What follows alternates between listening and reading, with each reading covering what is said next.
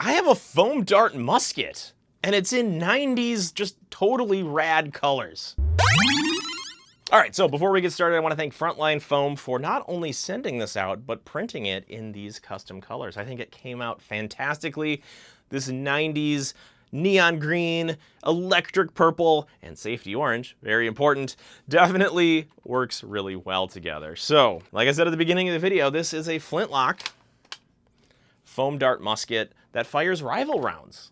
Which is perfect because, I mean, initial musket balls were circular, so the rival part just makes sense. So this is a fairly accurate, from what I can tell, musket. So if I put a strap around this and slung it around my shoulder, I could have possibly been joining George Washington crossing the Delaware. This is a fantastic looking piece, and it does come with a removable bayonet. So yes, this part does remove. It's not foam, it's 3D printed. Again, I think it's just an accuracy piece, which is a lot of fun. And it's really hard to fire this in the studio because it is so long. I don't know, like, can we get this all in? There we go. Like, I'm quite a distance away, and this barely fits end to end, or I guess corner to corner in the screen. So when I'm looking at this blaster, I want to look at it in a few ways. One, does this fit a really nice gimmick? I mean, the answer to that is obviously yes. But also, like, how practical is this? Because it's a very slow blaster. I guess it's not practical in the sense of you wouldn't bring this into like a very high intensity, high impact, I guess, Nerf battle. You would want to bring this into something that was maybe more historically accurate, or some kind of history club that you would join on the weekends. Before we get into all that, or I guess before we continue to talk about all that, let's just get a dart through this thing. So the first thing you need to do, take the ramrod out and then prime the blaster. Because if you don't do that, you're gonna get this stuck inside the blaster and it's gonna be really difficult to get out. So now that we have this primed, I need to find some rival. Thankfully, I got one close by, and we're just gonna put it in the top of the barrel and use this end to wad it near the back. You don't want this to go past where it's supposed to go. You want it just to get it down there nice and snug. Now, if you're curious, there are lines on the ramrod, and they have, what does it say here? Do not pass this line. So if you're jamming your foam dart ammo into this thing past that line, you're gonna have a bad time, even if it's primed, because it'll likely get stuck, or you're gonna break the 3D print. So, set the flintlocks.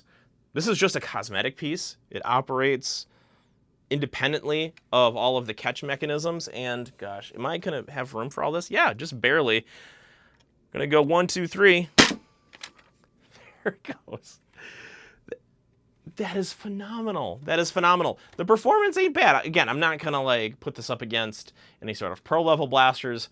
This is definitely a proto blaster. And that's it. To do the next round, I'm gonna have to prime it again, then wad one of the rival rounds back, fire it. Again, it's supposed to be a very lengthy process. It's supposed to be ridiculously complicated because this is more of a replica than it is a practical foam dart blaster that is just made last year or this year. There hasn't been that many blasters made this year. Probably why I said last year. But looking at the 3D print, because that is a key piece of how this feels in your hand and how sturdy you feel like it's gonna go. Overall, I would say this is a decent quality print. Can you tell that it's 3D printed? Absolutely. And maybe not so much on camera, but up close you can see some of the layer lines. Again, that's to be expected. This is a 3D print. You can also see a few little imperfections here near the stock of the blaster, and then there was a few strings near the bottom, but those cleaned up pretty nicely just by wiping them away with my fingernail. And other than that, this has been a really solid print. It's nice and smooth. It doesn't have, I would say, critical flaws to the print that would make this feel any sort of, I don't know, weak or not able to handle the spring load that admittedly is a lot more powerful than I thought. So overall, great print quality job. So happy with that. And then there is, you know, hardware-based screws to keep it all together. So this isn't being snapped into place. This takes a considerable amount of work to assemble, printing-wise, hardware-wise, and I'm guessing design-wise too, to figure out how this all prints on build plates. Well, let's talk about a little bit of 3D printing in the Nerf community, because that's something that normally I don't talk about, even though I am extremely interested in it, and I do have 3D printing experience. So you might have seen me 3D print a few blasters that have community files.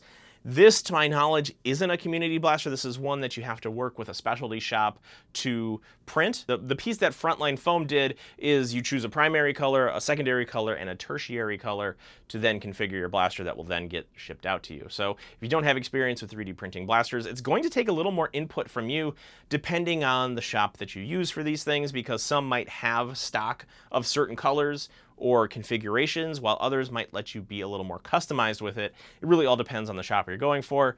Frontline Foam for this musket allowed me to choose 3 different colors, which was super cool. And I think it came out well because I was trying to go for a 90s look. I wasn't trying to go for a realistic look.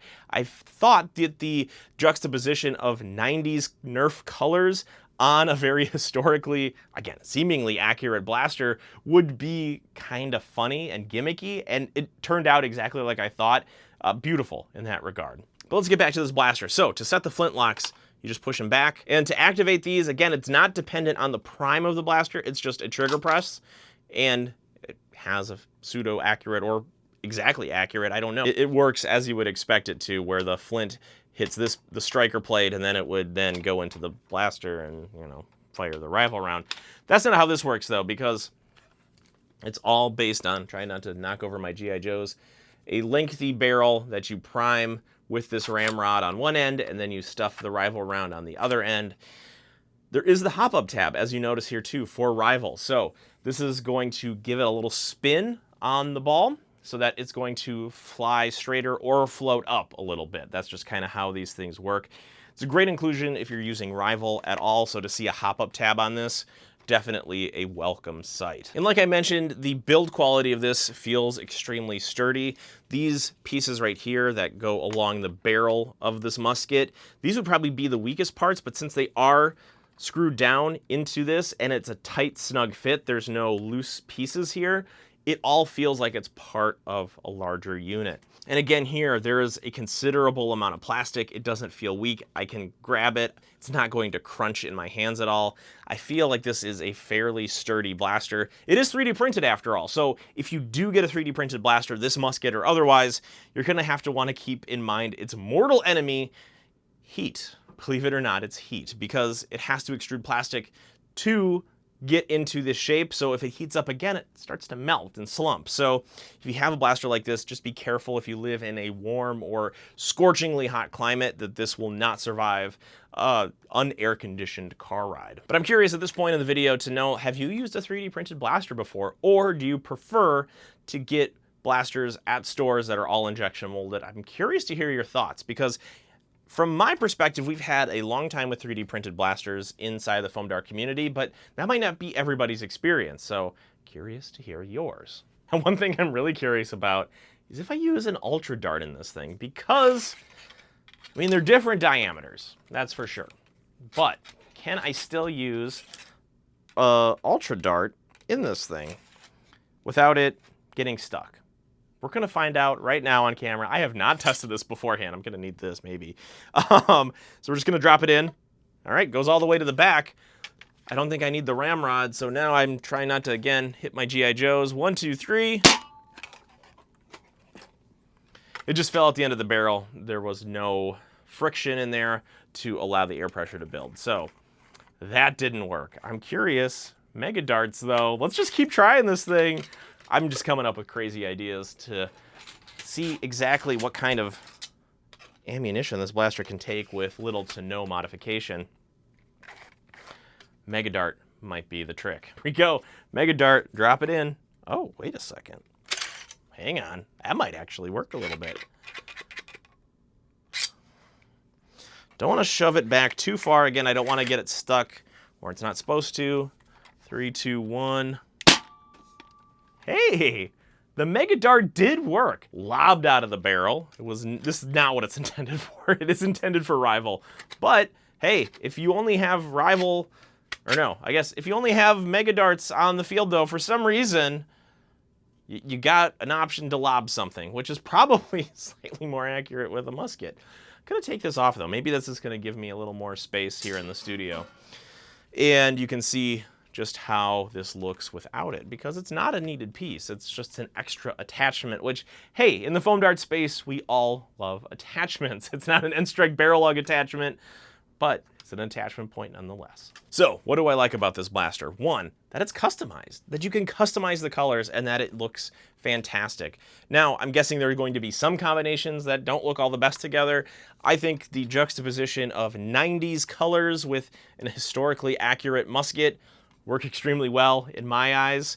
The other thing that I like about it is the gimmick of this being a historically accurate or historically accurate-ish blaster, where you're using different priming mechanisms that aren't just a hammer prime, that aren't a pump to prime, aren't a slide to prime, or a flywheel blaster. This actually has some historical precedent as to how blasters used to work back a long time ago. I also like the build quality on this. It feels sturdy. I don't feel like this is going to break. Are these pieces that are a little more delicately designed a worry if I think about it too long? Yeah, but this is a blaster that you're going to be taking, I think, a little better care of than your Nerf Maverick that you just toss around the backyard. This is kind of a specialty piece, and I think that reflects in the price of this. So if you're looking to get one of these, this is not something that you get quickly or necessarily cheaply, but there is a lot of value in the build and just how you can customize this thing. Now, one thing I possibly would have changed, and I don't know if this is possible in a 3D printing context,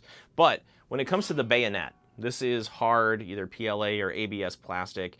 If there was a way to make this TPU or something squishable that is still 3D printable, but isn't necessarily as pokey or as hard, I think that would be a great addition, just to show, again, a safety measure with something like this, because while it's not sharp, like knife sharp at the end of it, it's still very pokey, it is still hard, and if you're going a little crazy on the foam dart battlefield, this could be a liability, hurting somebody, or I suppose breaking if you're just swinging it around a corner and it catches a brick wall or something like that. But overall, I mean, the gimmick of this, the gimmick of having a historically accurate blaster is unmatched and unparalleled.